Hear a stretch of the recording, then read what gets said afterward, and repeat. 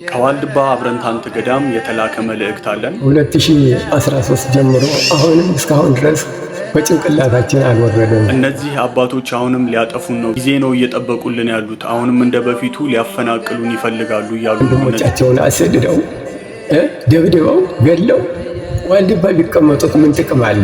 ምንድነው ጸባቸው? እነዚህ አባቶች ስምም መለኮት ብለው ያምናሉ የሚል ነገር አለ። እነዚህ አባቶች ግን በፍጹም እንደዚህ የሚባል ነገር አያውቁም። በቀጥታ ወደ ዋልድባ አባቶች ደውዬ ለማነጋገር ሞክሬያለሁ። እንደዚህ የሚባል ነገር በፍጹም እንደማያውቁ ነው የነገሩኝ። ይባስ ብለው ቤተ ክርስቲያን ገብተው ስጋ ወደሙን መቀበል አልቻሉም እነዚህ አባቶች። እስኪ እንስማቸው።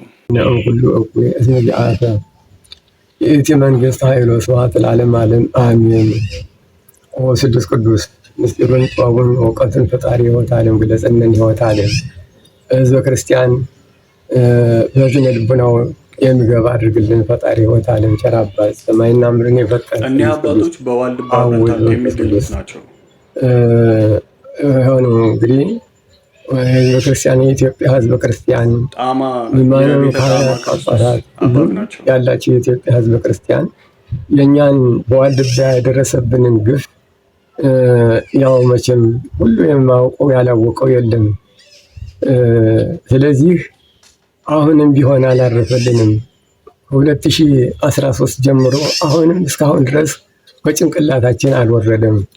በእኛና የጠም ክርስቶስና በቤተ ምናስ ያለ ቤተ ምናስ ማህበር የተባሉ እኛ ዋልድባ ሲሆን በአራቱ ማዕዘን ያለ መናንያን ሁሉ መጥቶ የሚያርፍበት ንስሐ የሚገባበት ሁሉ ያለውን ኃጢአቱን የምናዘቡት ቦታ ነው። ዋልድባ ሲባል ገዳም መግባት ማለት ነው። ንስሐ መግባት ነው። ንስሐ እንግዲህ በዓለም ሳለነ ስንሰራ የነበረው ሁሉንም ትተን ውሸትን እናገር ከሆነ ውሸቱን ትተን ምንሰርቅ ከሆነ ሰርቆውን ትተን ሰው ምንደበድብ ከሆነ ያን ሁሉን ትተን ንስሐ ገብተን ያው መንኮሰን የእንጦንስን የመቃርስን መንኮሰ ሞተ ነው። ንጉስ ማለት ነው። የሞተ ሰው ሙተናል ማለት ነው። እንግዲህ ዋልድባ ስንገባ መንኩሰናን የእንጦንስ የመቃርስን አክሊል ተቀብለን አክሊለ ሦኩን ተቀብለን በዚህ ምክንያት ነው እንግዲህ ዋልድባ ሲባል እንግዲህ መብል መጠጥ አለ ብለንም አልገባ ነው። አሁን ንስሐ ገብተን የሥራ መስሪያና ስራ ሰርተን ተድላት ደስታችን ግና ያው በመንግስተ ሰማያት እናገኛለን ብል ነው ከዚያ ሁሉ መከራ የሚከበድ ያለ። አሁን ግና ወንድሞቻችን ግና ቤተ ምናስ ግና በጣም ግፋ በጽኑ መከራ ጸኑብን። መጫር አልቻነን አለ። እኛ የመጣ ነው ከኢትዮጵያ ነው፣ ከሌላም አልመጣንም። ቢሆንም እንኳ ሃይማኖት ባይኖርም ደግሞ አሳምነህ አስተምረህ አጥምቀህ ክርስቲያን ያደርጋል ይባላል እንጂ እየደበደቡ እያሰቃዩ ይሄን ሁላ ይሆናል ማለት ነው። ይሄ ከቀኖና ቤተ ክርስቲያኖች አሁን ዋናው ፖይንት እዚህ ጋር ነው አባታችን የተናገሩት። ቤተ ሚናሶች እነዚህን አባቶች እየደበደቡ ከቦታቸው ከመኖሪያቸው ያፈናቀሏቸው መናፍቅ ናቸው፣ መንፍቅናን እያስተማሩ ነው፣ 3 አምላክ 8 መለኮት ምናምን ብለው እየተናገሩ ነው ብለው ነው ያፈናቀሏቸው። ነገር ግን እኒህ አባት ሲናገሩ ምን የሚል ቃል ሰማን? ሃይማኖት ባይኖረን እንኳን ሌላ ቢሆን እምነታችን አስተምራችሁ አሳይታችሁ ታጠምቁናላችሁ፣ ወደ ክርስትና ትመልሱናላችሁ እንጂ እንዴት እንደነዚህ አባቶች ደብድባችሁ ታባሩናላችሁ ነው። ይህ ትክክለኛ ንግግር ነው። አንድ ሌላ እምነት ያለውን ተከታይ ከመምታት ይልቅ ወይ መናፍቅ ብለን የምናስበውን ሰው ከመደብደብ ይልቅ ይዘን አስተምረን ስለ ክርስትና አሳውቀን ያለውን ነገር አስተምረን አጥምቀን ወደ ቤተ ክርስቲያናችን ማምጣት ነው የሚገባን። ትክክለኛ የቤተ ክርስቲያን አስተምሯችንም ይሄ ነው። ደብድቡ ግደሉ አይልም። ቤተ ክርስቲያን መግባት አንችልም። ቤተ ክርስቲያን እንዳንገባ በትር ይዘው፣ በትር ማለት ዱላ ማለት ነው። ዱላ ይዘው መሳሪያ ይዘው አጋፋሪ አቁመው ከልክለውን ነው ያሉት።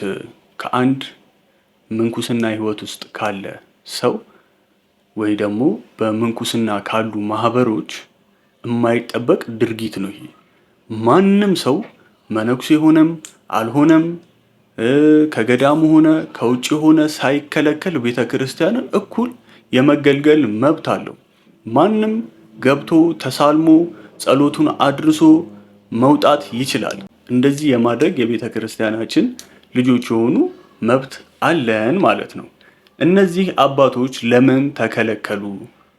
አሁንስ ወደ ቤተ ክርስቲያን ድጋሚ እንዳይገቡ ስጋው ደሙን እንዳይቀበሉ ለምን ተፈለገ የሚለውን ጥያቄ ለቅዱስ ሲኖዶሱ እናቀርባለን ማለት ነው።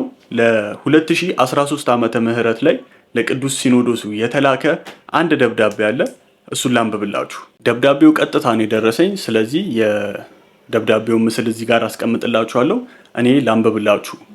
ቀን 13/07/2013 ዓመተ ምህረት ለብፁዕ ወቅዱስ አቡነ ማትያስ ርዕሰ ሊቃነ ጳጳሳት ዘኢትዮጵያ ሊቀ ጳጳስ ዘአክሱም ወጨጌ ዘመንበረ ተክለ ሃይማኖት አዲስ አበባ በዋልድባ አብረንታንት ገዳም የደረሰውን ጉዳት አቤቱታ ማቅረብን ይመለከታል።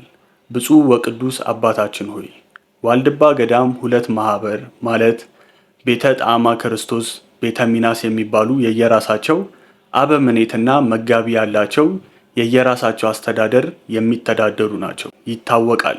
ነገር ግን በአንድ ቤተ ክርስቲያን በየተራ ማለትም በየሳምንቱ እየተቀያየሩ የሚገለገሉ ሲሆን ቤተ ሚናስ የተባሉት ማህበራት መጋቢት 5 ቀን ተረኞች ስለነበሩ ቀድሰው ሲጨርሱ ከሰዓት በኋላ ለጸሎት ስንሄድ ካሁን በኋላ እዚህ ምንም መብት የላችሁም፣ ገዳሙ ለቃችሁ ውጡ በማለት ቤተ ክርስቲያኑን በመዝጋት ዮርዳኖስ ጸበልም ሆነ የምንጠጣው ውሃ እንዳንቀዳ የከለከሉን ሲሆን ይህ ሲያደርጉ ከየት እንዳመጧቸው የማይታወቁ ጉኒና መሰል ያደረጉ ብዙ ወጣቶች የነበሩ ሲሆን እኛም ወደ ጠብ ላለመግባት ወደ ወረዳው ሂደን አቤት በማለት ያመለከትን ሲሆን ወረዳ ቤተ ክርስቲያኑ ክፈቱ ቢሏቸው ፍቃደኛ ባለመሆን የባስ ብለው ከክልሉ ያስመጧቸው ልዩ ኃይል በስተጀርባ በማሰለፍ መጋቢት 9 በያዙት ዱላና ቆንጨራ ያገኙትን መነኩሴ በመደብደብ ብዙ መነኮሳት ላይ ጉዳት ያደረሱ ሲሆን አቅም ያላቸው ሩጠው ያመለጡ ሲሆን አቅመ ደካማና አረጋውያን ግን የሞቱም የቆሰሉም ወድቀው ቀርተዋል። ያነሳቸው ሰው የለም። ከ40 እስከ 50 ዓመት ዘግተው ይኖሩ የነበሩ ባህታውያን ከቤታቸው እየተጎተቱ አውጥተው የት እንዳደረሷቸው አይታወቅም። በአጠቃላይ ወደ 500 የሚያህሉ መነኮሳት ወደ ጸለምትና ወደ ጽብላ የተሻገሩ ሲሆን ወደ 300 የሚጠጉ እስካሁን የደረሱበት አልታወቀም። የሞቱም የቆሰሉም በውል ቁጥራቸው አይታወቅም። ንብረትም በተመለከተ የቤተ ክርስቲያኑ አንድነት የነበረው ነዋየ ቅድሳን እንዳለ በሙሉ ቁልፉን ከቄሰ ገበዙ በመንጠቅ ሙሉ ለሙሉ የተቆጣጠሩ ሲሆን የግል የነበረ የቤተ ጣዕማ ክርስቶስ ቅርስ በሙሉ ዘርፈውታል። ስለዚህ ቅዱስ አባታችን ይህንን ችግር ተመልክተው ከሚመለከተው አካል ተነጋግረው መፍትሄ እንዲሰጡ ከእግረ መስቀሉ ስር ወድቀን በመድኃኔ ዓለም ስም እንማጸናለን። የቅዱስነቱ ቡራኬ ይድረሰን። ማህበረ ዋልድባ አብረንታንት መድኃኔ ዓለም ገዳም ቤተ አቡነ ጣዕማ ደቂቁ ለአቡነ ሳሙኤል እንቁ ባህሪ። ይህንን ደብዳቤ 2013 ላይ ጽፈው ለቅዱስነታቸው አስገብተዋል ማለት ነው። ይህ ሁሉ ግን ተዳፍኖ እንዲቀር ተደርጓል ማለት ነው። ለምን ተዳፍኖ እንዲቀር እንደተፈለገ አላውቅም። ለምንድን ነው እስካሁን ድረስ እነዚህ አባቶች መፍትሄ ያላገኙት? ወደ ገዳማቸው የተመለሱም አሉ፣ ወደ ገዳም ደግሞ ያልተመለሱ አሉ። በደብረ አባይ በአክሱም የሚገኙ አሉ፣ በሸረንዳ ስላሴ የሚገኙ አባቶች አሉ እስካሁን ድረስ ያልተመለሱ። በጣም ብዙ ጉዳት የደረሰባቸው አሉ፣ ከነበሩበት ገዳም ተፈናቅለው ማለት ነው። እነዚህ አባቶች አሁንም መፍትሄ አላገኘንም፣ ጊዜና ሰዓት ጠብቀው ድጋሚ ሊያጠቁን ይችላሉ፣ እስካሁን እረፍት አልሰጡንም እያሉ እየተናገሩ ነው። ደውዬም በስነ ስርዓት አውርቻቸዋለሁ። ስለዚህ እነዚህ አባቶች አሁንም ድረስ በገዳማቸው በሰላም ከእግዚአብሔር ጋር እየተነጋገሩ ጸሎት እያደረጉ ክርስቲያናዊ ስነ ስርዓቶችን እየከወኑ መኖር ይፈልጋሉ እና እነዚህ አባቶች አሁንም በሰላም በፍቅር ይኑሩ ነው ዋናው መልእክት። ሁለተኛ ደግሞ አይናችንን ከነዚህ አባቶች ላይ መንቀል የለብንም። ምክንያቱም አሁንም ሊያጠቁን ይችላሉ፣ ሊያባሩን ይችላሉ የሚል ስጋት አለባቸው። እነዚህ አባቶች ቤታቸው ፈርሶ ነው ያለው።